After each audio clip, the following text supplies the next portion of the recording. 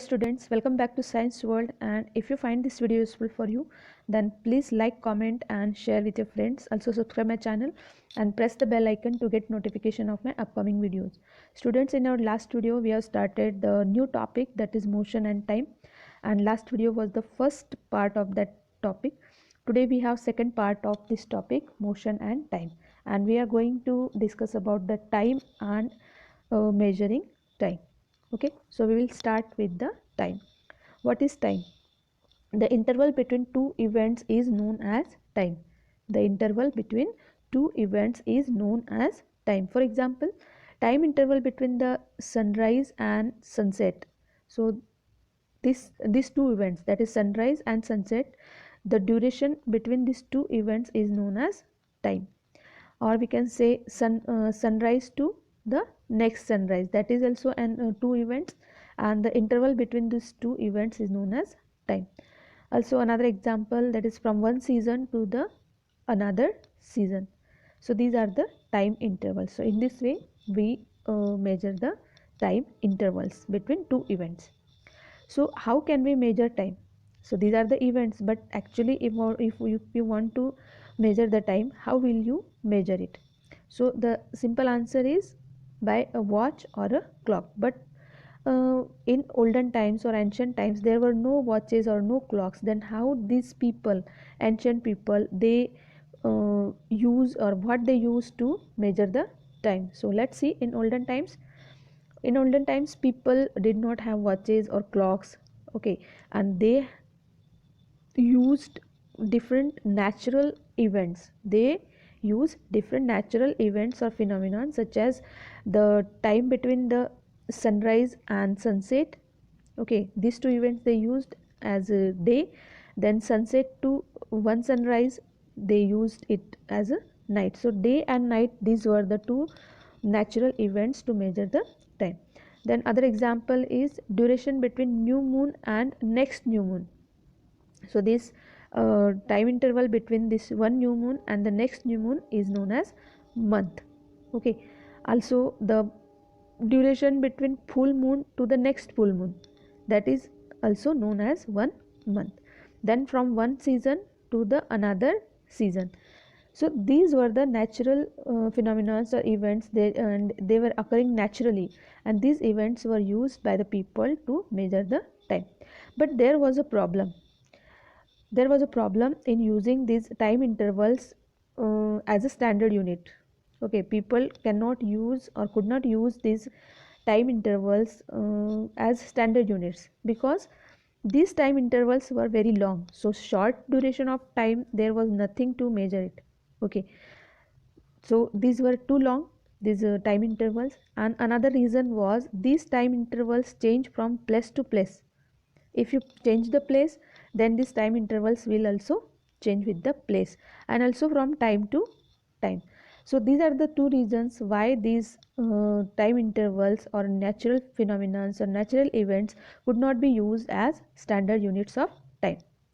So what they did, based on this periodic nature. Okay, now what is periodic nature? Periodic nature means repeating itself regularly at an equal interval of time. Suppose an event is repeating itself on a regular or we can say equal interval of time, then it is said to be periodic in nature. Okay, so this principle these people use, ancient people use, and they made some devices to measure the time. So what devices they used? They made sundials, then hourglasses, water clocks and candle clocks. So these were the devices that were used by these people. So we will see one by one. So first one is sundial. The sundial was used for long to measure the time, and this clock was first used by Roman people. Okay, and this is based on the fact that the length of the shadow cast by an object changes with the time of the day. Suppose you are standing in the sun. Okay, so you can see your shadow around you. Okay, so if you will observe, this shadow changes its place as the sun changes its place in the sky. Shadow also changes its place, and this was the principle, or this was the fact that is used by these people to make the sundial. Okay, so these sundials were used by ancient people. You can see, you can also make this sundial with the help of a pencil and a paper plate, or also it is used, or it is also made from on a log of wood. So different things you can take for making this sundial. Okay, the next is sand clock or hourglass. It is also known as hourglass. Sand clocks were based on the principle that a certain fixed quantity of sand passed through a narrow passage in a certain fixed time interval. Okay, so these sand clocks were used to measure time, and they were based on the principle that if you keep sand in a bulb, glass bulb, there are two glass bulbs, you can see the picture here. So what was the principle? These two bulbs are there, and this sand is inside the upper bulb. So this upper bulb contains sand, and it flows through this neck of the bulb, and it collects in the lower bulb. So this sand passes from this upper bulb to the lower bulb in a fixed time interval. This was the principle that is used to make this type of clocks. Okay, and it comprises of two glass bulbs connected vertically by a narrow neck that allows a regulated flow of a substance from upper bulb to the lower one. So the flow of substance or sand, it is regulated. The duration of time given hourglass or sand clock measures is determined by the different factors. That is, first one is how much sand is there inside the clock, or the quantity of the sand, or the coarseness of the sand. Okay, then the size of the bulb and the width of neck. So these are the four things on which the duration of time depends when we use the hourglass. So generally an hourglass or sand clock, it measures 1 hour. So this is an ancient type of hourglass or sand clock, and this one is the modern one. Then we have water clock. A water clock uses the flow of water to measure the time, and it is also known as clepsydra. Okay, Greek were the people, they began using they started using this water clocks to keep the time. Then these are the pictures of candle clock. This is the ancient candle clock, and these are the modern one. Here you can see the markings on the candle. These markings show the duration of time. Okay, here also you can see these nails are there on the candle. When this candle burns in a time duration, between a time duration, then it melts and this marks goes away. Okay, so slowly this whole candle will burn and the time duration will be noted. Then we'll come to the next topic, that is simple pendulum. So Galileo Galilei was the first scientist who used a pendulum for scientific purposes. What is pendulum? That I will tell you afterwards. So he used a pendulum for scientific purposes. What happened? Once he watched a suspended lamp swing back and forth. Back and forth means its movement is to and fro movement. Okay, in the Cathedral of Pisa, and he was surprised to find that his pulse, Galileo's pulse, beat same number of times during the interval in which the lamp completed one oscillation. So this observation was very useful for him, and then he experimented with various pendulums and found out that the time period does not depend on the arc of the swing. Okay, so this was his observation, and in 1583 he suggested that a pendulum can be used to regulate the clocks. So after that, in 1658, a physicist, Huygens, used a pendulum clock to measure time by regulating motion in a clock. Okay, so in this way, these simple pendulums were used to make the clocks. The working of clocks is complex, but all clocks make use of same periodic motion. The motion of a pendulum, simple pendulum, is a periodic motion or oscillatory motion. A well-known device which produces this periodic motion is a simple pendulum. Now, what is simple pendulum? A simple pendulum is consist of a small mass. Suppose this is the mass. Okay, this may be a metallic ball or a piece of stone, and this is suspended by a light string. This is suspended by a light string, and this string is non-extensible. It is non-extensible means it is not elastic, and this mass of the pendulum is known as bob. So pendulum consists of a bob and a string which is supported on a rigid surface. So it is hanging or swinging from a support. So this is a simple.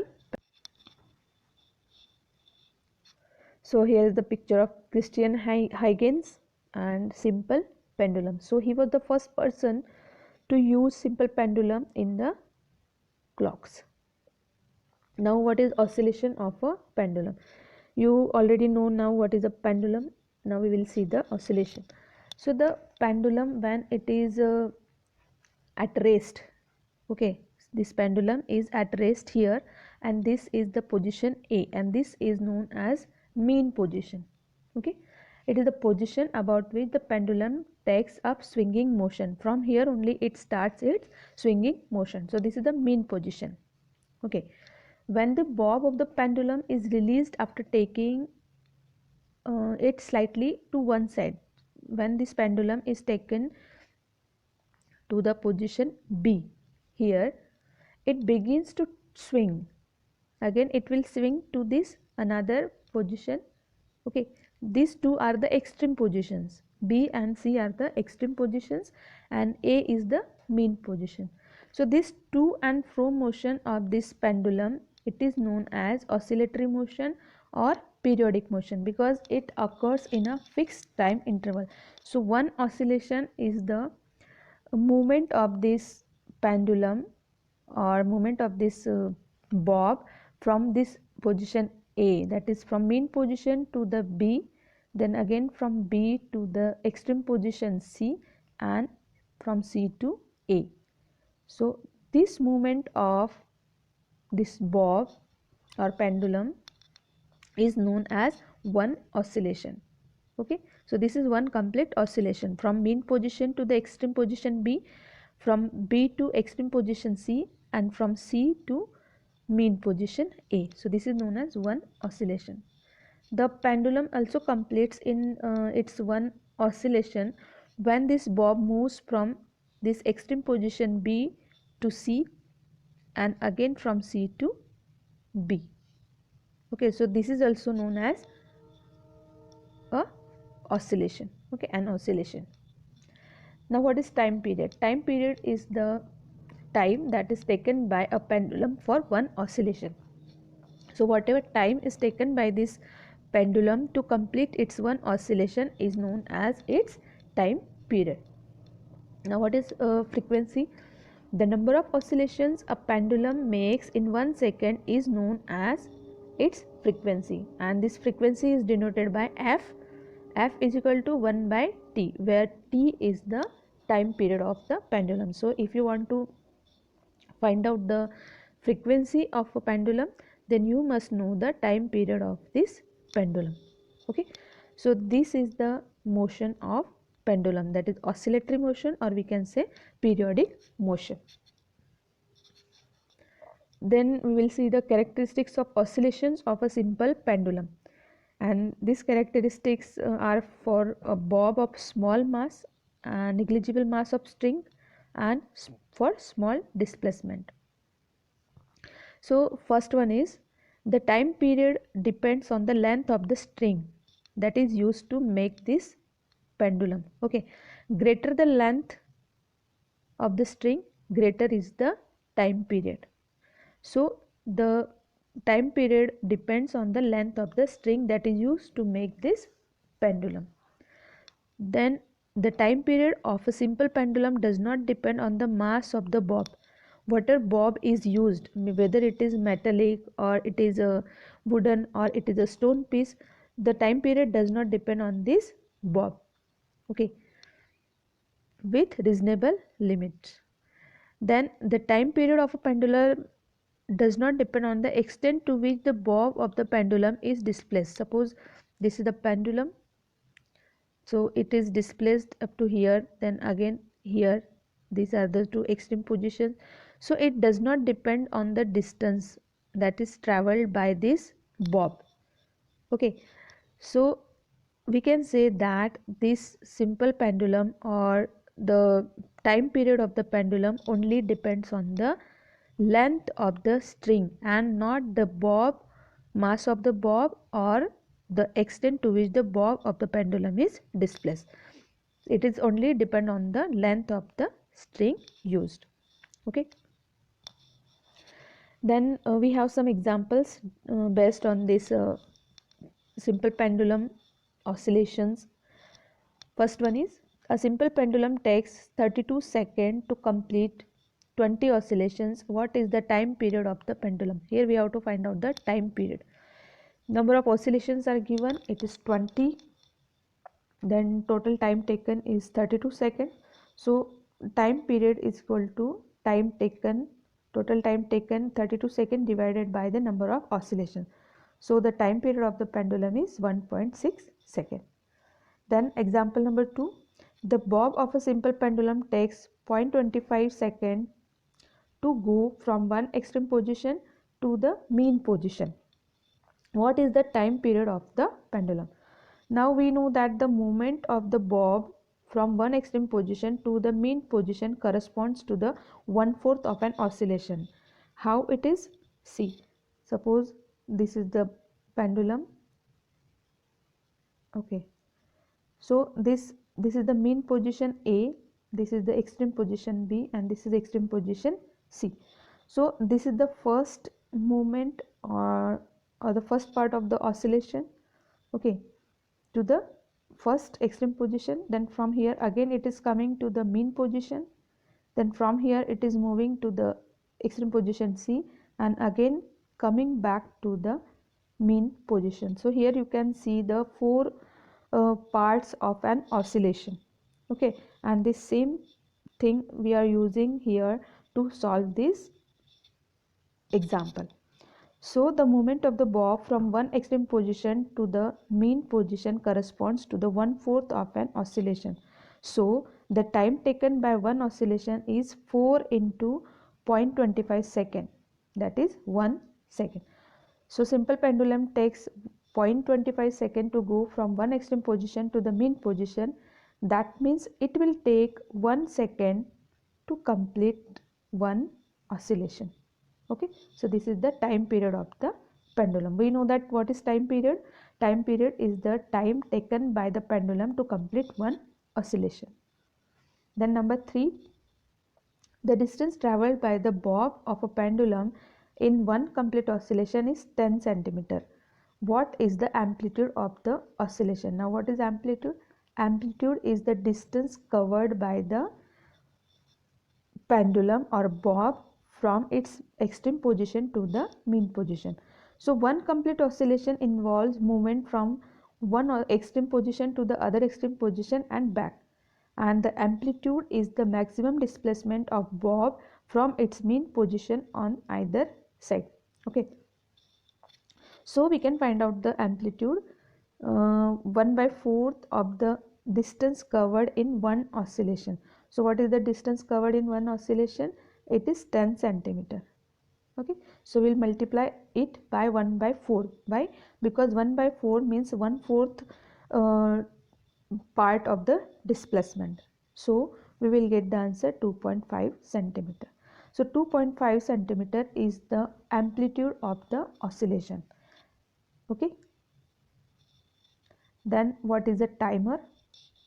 A timer is a special type of clock used to control the sequence of an event or sequence or a process. Okay, it may be mechanical, electrical, electromagnetic or digital. So these timers are of different types: mechanical, electrical, electromagnetic or digital, and it can be used in the appliances such as egg timers, traffic signals, automobiles, washing machines, explosives, etc.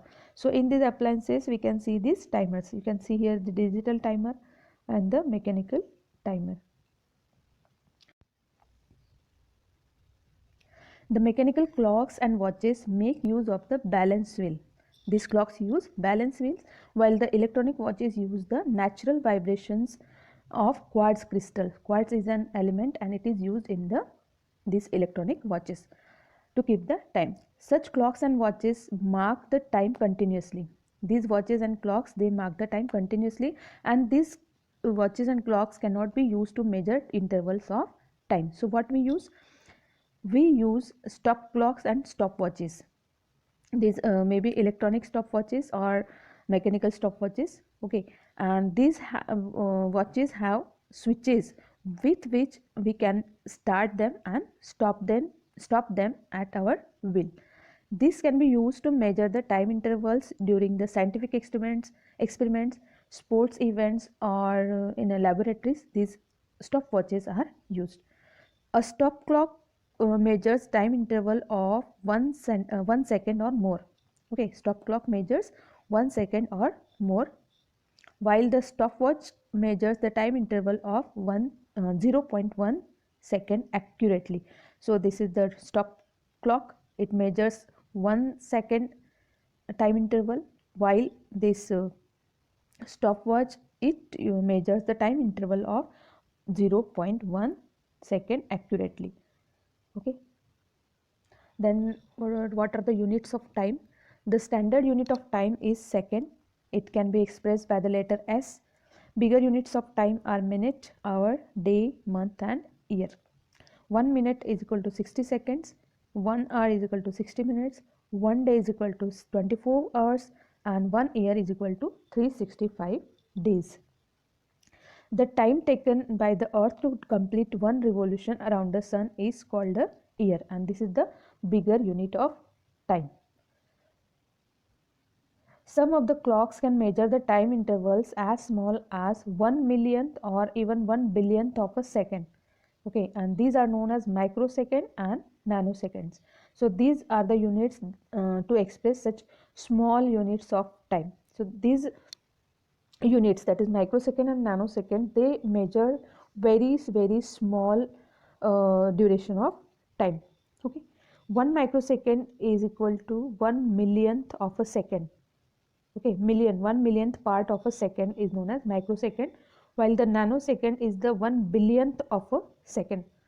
That means if you make millionth part of a second, one part of that million is known as microsecond, and nanosecond is the one part of 1 billionth of a second. So it is very small duration of time. These clocks are used in scientific research laboratories for scientific experimentation, and in sports a time measuring device can measure the time intervals which are 1/10 or 1/100th of a second. So these are the bigger than this micro and nanoseconds. On the other hand, the time of historical events are expressed in terms of centuries and millenniums. So these are the bigger what we can say, bigger time intervals. Okay, time durations.